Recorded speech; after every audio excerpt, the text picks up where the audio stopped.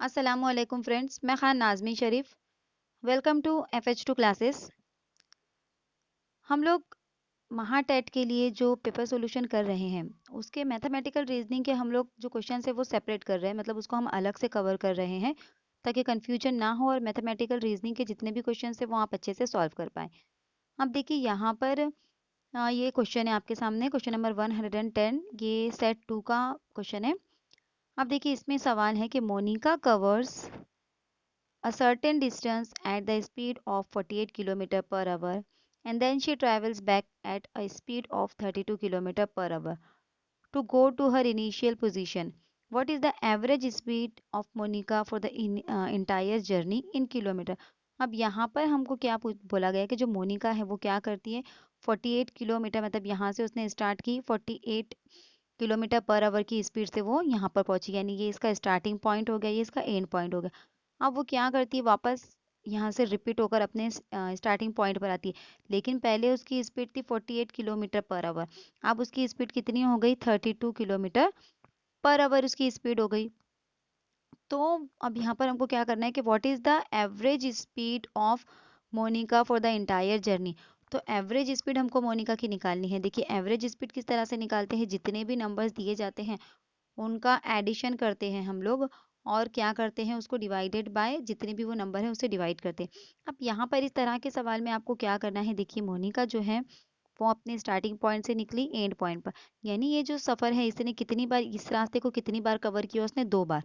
कितनी बार कवर किया, 2 बार। एक बार वो गई 48 किलोमीटर पर आवर की स्पीड से, देन अगेन वो रिटर्न आई 32 किलोमीटर पर आवर की स्पीड से। तो हमको यहाँ पर क्या करना है, यहाँ पर कौन से मेथड का इस्तेमाल करना है, देखिए आपको आपको यहाँ पर करना है 2, क्योंकि 2 बार उसने अपना डिस्टेंस कवर किया 48 की स्पीड से एंड 32 की। देन क्या करना है, यहाँ पर एवरेज निकालना है, तो यहाँ पर हम क्या करेंगे, इनका एवरेज निकालेंगे। अब जब इनको मल्टीप्लाई हम करते हैं तो यह आता है 3070 डिवाइडेड बाय 80, बराबर। 3070 डिवाइडेड बाय 80। अब ये कैंसिल हो गया, 307/8 यहाँ पर रिमेनिंग रहता है। क्या रिमेनिंग रहता है, 307/8। अब इसको जब मैं डिवाइड करती हूँ तो ये कितना होता है, 8 तियाँ 24, कितने बच गए, 6, ये हो गया 67, तो 8 8 जा 64। यहाँ पर पॉइंट लगा दिए, कितने बचे, 3, देन उसको मैंने 0 लगा दी, 3 को तो 0 हो गया। तो यहाँ पर 38 पॉइंट कुछ समथिंग हमारा आंसर आ रहा है, लेकिन अगर हम ऑप्शन में देखेंगे तो 38 पॉइंट यहाँ पर कोई भी ऑप्शन नहीं दिया गया है, इसके लिए इसका जो आंसर होगा वो नन ऑफ दीज होगा। अगला सवाल है यहाँ पर, in an examination it is required to get 1034 out of the maximum aggregate marks to pass, यानी किसी एग्जाम में पास होने के लिए 1034 मार्क्स चाहिए थे। A student gets 940 marks and is declare failed by 5%, यानी जो स्टूडेंट है उसको 940 मार्क्स मिले और 5% से वो क्या हो गया, फेल हो गया। What are the maximum aggregate marks a student can get, तो स्टूडेंट को कितने एग्रीगेट मार्क्स वो ज़्यादा से ज़्यादा हासिल कर सकता था पास होने के लिए। तो यहाँ पर अब देखिए हमको क्या करना है, पास होने के लिए कितने मार्क्स चाहिए थे, यहाँ पर देखिए 1034, और उसको कितने मिले, 940। तो हम क्या करेंगे, पहले उसको कितने मार्क्स कम पड़ गए हम लोग यहाँ पर वो निकालेंगे कि कितने मार्क्स से वो फेल हो गया। तो अब यहाँ पर अगर हम इनका माइनस करते हैं, 1034 में से अगर मैं 940 अगर माइनस करती हूँ तो यहाँ पर देखिए ये कितना हासिल होता है, मुझे 94 हासिल होता है। कितना हासिल हुआ, ये 94 हासिल हुआ। अब देखिए ये जो 94 है, ये 94 मार्क्स से वो फेल हो गया, यानी मार्क्स यहाँ पर हमको क्या बताया गया कि 5% से वो फेल हुआ। यानी अगर 94 मार्क्स होते हैं 5%, 94 मार्क्स कितने होते हैं, 5% अगर होते हैं तो कितने मार्क्स 100% होंगे, कितने मार्क्स 100% होंगे, क्योंकि मैक्सिमम एग्रीगेट मार्क्स कितने होते हैं, 100 होते हैं, बराबर। अब उसमें से स्टूडेंट कितने मार्क्स से फेल हो गया, 5% से वो फेल हो गया। अब जो 5% थे वो कितने थे, 94 मार्क्स थे, मतलब 94 मार्क्स कम होने की वजह से, क्योंकि 1034 में से उसको 940 मार्क्स मिले थे और ये 940 मार्क्स मिलने की वजह से वो फेल हो गया था 5% की वजह से। तो जितने मार्क्स कम पड़े थे वो 5% मार्क्स थे, यानी जो 94 मार्क्स थे वो कितने थे, 5% थे, जिसकी वजह से वो फेल हो गया 94 मार्क्स कम होने की वजह से। तो अब देखिए यहाँ पर अगर 94 5% है, समझ में आ रहा है ना आपके, कि 1034 में से उसको 940 मार्क्स मिले, 940 लेने की वजह से वो 5% से फेल हो गया। तो अब हमको ये देखना है कि कितने मार्क्स कम पड़े उसको। तो 1034 लेना चाहिए था उसको, लेकिन उसने लिया 940, तो 94 मार्क्स यानी 94 मार्क्स उसको कम पड़ गए। और वो मार्क्स परसेंट में कितने थे, 5% थे। अब टोटल एग्रीगेट कितना होता है, 100% का होता है। तो जब 94 अगर 5% होते हैं तो 100% कितने मार्क्स होंगे, हमको ये मालूम करना है। अब यहाँ पर हम क्या करेंगे, क्रॉस मल्टीप्लाई करेंगे, यानी हो जाएगा 94 इंटू 100 डिवाइडेड बाय 5, हो जाएगा x। ओके, अब यहाँ पर अगर हम इनका मल्टीप्लाई करेंगे तो ये हो जाएगा 5 टू ज़ा 10 0, यानी ये आ रहा है हमको 94 डिवाइड मल्टीप्लाई बाय 20, यानी अब मुझे क्या करना है, 20 से 94 को मल्टीप्लाई करना है, जो भी आंसर आएगा वो हमारा जवाब होगा। तो अब 0 से मल्टीप्लाई करने के बाद 0, देन 2 4 ज़ा 8, 2 9 ज़ा 18, यहाँ पे 0 8 8 और 1 यानी 1800, यहाँ पर 80 इसका आंसर आ रहा है। तो इसका जो आंसर होगा कितना होगा, 1880 होगा। तो देखिए यहाँ पर क्या है, ये 1880 है। किस तरह से हमने इसको सॉल्व किए, पहले हमने ये देखे कि पासिंग होने के लिए कितने मार्क्स की ज़रूरत थी, 1034, कितने की ज़रूरत थी, 1034, कितने कितने उसने हासिल किया था, 940 उसने हासिल किया था। और ये 940 हासिल करने की वजह से 5% से वो फेल हो रहा था।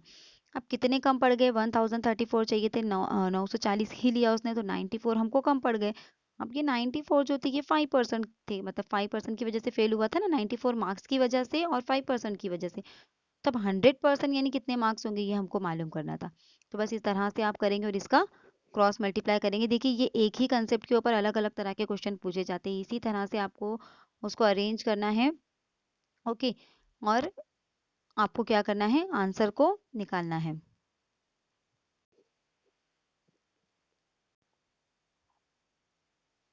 अब देखिए हमारे सामने ये सवाल है कि हमको क्या करना है, the roots of the quadric equation y square plus 4y plus 4 is equal to 0 are, यानी इसके हमको रूट्स निकालना है कि क्या इसका रूट हो सकता है क्वाड्रिक इक्वेशन का।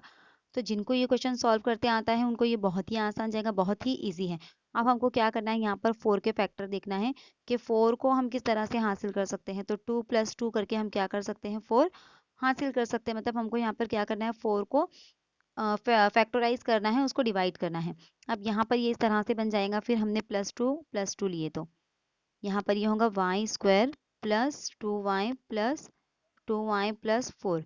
अब देखिए इसका मैं आपको लॉन्ग बता मतलब इसका आपको मैं पूरा स्टेप वाइज बता रही हूँ, इसको डायरेक्टली भी हम लोग कर सकते हैं। ओके, अब यहाँ पर देखिए 2y आ गया, मतलब y, अब इनमें से अगर हम निकालेंगे तो y कॉमन बच रहा है, देन y प्लस 2 यहाँ पर रिमेनिंग रहेगा। इनमें से अगर देखेंगे तो इस 4 को हम इस तरह से भी बोल सकते हैं 2 इंटू 2, तो यहाँ पर ये 2 कॉमन निकल गया। तो यहाँ पर भी क्या बच गया, ये y रिमेनिंग है, तो y प्लस यहाँ से एक 2 रिमेनिंग है, तो 2, यानी देखिए y प्लस 2 यहाँ पर जो कॉमन ब्रैकेट होते हैं उसको एक ही बार लिखा जाता है, बाहर भी सेम है y प्लस 2, तो हम इस तरह से लिखेंगे उसको y plus 2 and y plus 2, यानी जो कॉमन ब्रैकेट थे उनको एक बार लिखे, जो बाहर के नंबर थे उनको भी हमने ब्रैकेट में डाल दिए। अब देखिए y plus 2 is equal to 0, इस तरह से लिखते हैं। तो y इज इक्वल टू कितना आएगा, -2, इसी का भी सेम आएगा -2, यानी इसका जो होगा वो क्या होगा, -2 इसका करेक्ट आंसर होगा। क्या किया हमने, 4 को फैक्टराइज किया, यानी जो 4 है वो किस तरह से हासिल हो सकता है, तो 2 जमा 2 करके। तो यहाँ से भी हम इसका लॉजिक लगा सकते हैं कि फिर 4 और 2 में क्या कॉमन निकलता है, 2 निकलता है। और यहाँ पर साइन किसका है, प्लस का है, तो वो अपोजिट हो जाएगा माइनस। ओके, तो -2 क्या हो जाएगा, इसका करेक्ट आंसर हो जाएगा। तो इस तरह से आपको क्या करना है, इन क्वेश्चंस को, क्वाड्रिक इक्वेशन वाले क्वेश्चन को फैक्टराइज करके सॉल्व करना है। उम्मीद करती हूँ आपको ये जितने भी क्वेश्चन बता रही हूँ मैं, ये आपको अच्छे से समझ में आ गए होंगे, बराबर। अब अगला सवाल देखिए, कन्वर्ट 8/20 इंटू परसेंटेज, मतलब हमको क्या करना है, 8/20 को परसेंटेज में कन्वर्ट करना है। अब इसके दो मेथड है, दो तरीके से आप कर सकते हैं इसको। देखिए हमको परसेंटेज का मतलब क्या होता है, अपॉन में 100 लाना। अब ये 20 है, अपॉन में 100 लाने के लिए क्या करना पड़ेगा, मतलब 20 के टेबल में 100 कितने नंबर पर आता है, 5, यहाँ पर मैंने 5 से मल्टीप्लाई की तो मुझे शुमार कुनिंदा यानी कि जो हमारा न्यूमरेटर है उसको भी 5 से मल्टीप्लाई करना पड़ेगा, तो ये हो जाएगा 40, ये हो जाएगा 100। अब 100 का मतलब ही परसेंट होता है, मतलब ये हो जाएगा 40%। ओके, इस तरह से भी कर सकते हैं, या आप इसको इस तरह से भी कर सकते हैं, 8/20 इंटू 100।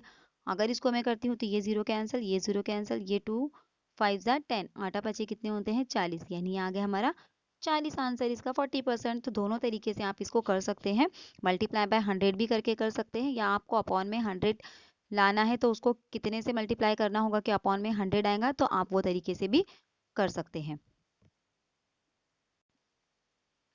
अब क्वेश्चन नंबर 140 देखिए, यहाँ पे क्वेश्चन नंबर 140 है, हमको क्या करना है, इसका स्क्वायर रूट मालूम करना है कि 1296 किसका स्क्वायर रूट है। तो आप एक बार ऑप्शन को देखिए ऑप्शन में 12 है, 12 का स्क्वायर रूट कितना है, स्क्वायर कितना है 144। तो 12 इसका स्क्वायर रूट हो सकता है कि जजरुल मुरब्बा हो सकता है कि नहीं। 13 देखिए, 13 का स्क्वायर क्या है 169 है, मतलब 13 किसका स्क्वायर रूट है 169 का। 14 का अगर हम देखेंगे तो उसका 216 आता है, तो यानी 14 किसका स्क्वायर रूट है 216 का। यानी ये तीन ऑप्शन तो एलिमिनेट हो गए ना, एलिमिनेशन मेथड से भी आप कर सकते हैं। इतना अगर हम इसको सॉल्व करेंगे तो उससे बेटर है कि पहले आप एक बार ऑप्शन चेक कीजिए, ऑप्शन में ये तीनों तो आपको याद है, 25 तक आपको स्क्वायर याद करना है बराबर, तब आप ऐसे क्वेश्चन को विद इन अ सेकेंड कर पाएंगे। तो ये तीनों तो आपको याद है, तो आपको क्या करना है फिर, ऑप्शन नंबर क्या बच गया हमारा बी 36। तो जाहिर सी बात है कि 36 का ही स्क्वायर होगा, और 1296 का स्क्वायर रूट 36 ही होगा। तो इस तरह कभी कभी किसी जगह पर बिना सॉल्व किए हुए भी एलिमिनेशन मेथड काम आ जाता है। तो एक बार एक नज़र सवाल को पूरी तरह से पढ़ना है विद ऑप्शंस, क्योंकि कभी कभी ऑप्शन के जरिए भी हम लॉजिक लगाकर एलिमिनेशन मेथड के थ्रू आंसर तक पहुंच सकते हैं। ये छोटी छोटी बातें हैं जो एग्जाम में के पॉइंट ऑफ व्यू से बहुत ही ज़रूरी है। एग्जाम में आपको इन बातों की वजह से बहुत फ़ायदा हो सकता है कि आपको क्वेश्चन को पूरा पढ़ना है, विथ ऑप्शन पढ़ना है, क्योंकि कभी कभी ऑप्शन के जरिए भी हम आंसर तक विदाउट सॉल्यूशन पहुंच सकते हैं, जैसे कि अभी यहाँ पर हमने चेक किए। तो उम्मीद करती हूँ जितने भी सवाल आज कराए गए हैं आपको ये सब अच्छे से समझ में आ गए होंगे। अगर वीडियो आपको अच्छी लगी तो लाइक शेयर ज़रूर करिए, ताकि दूसरों को भी इसका फ़ायदा हो। कमेंट करके आप बिल्कुल बता सकते हैं अगर आपका कोई सजेशन है, और ये वीडियो आपको कैसी लगी ये भी आप मुझे कमेंट कर सकते हैं। अगर अभी तक आपने हमारे चैनल को सब्सक्राइब नहीं किया है तो बाकी की अपडेट्स के लिए हमारे चैनल को सब्सक्राइब कीजिए। अगर वीडियो अच्छी लगी तो दुआ में याद ज़रूर रखिए। अल्लाह हाफिज़।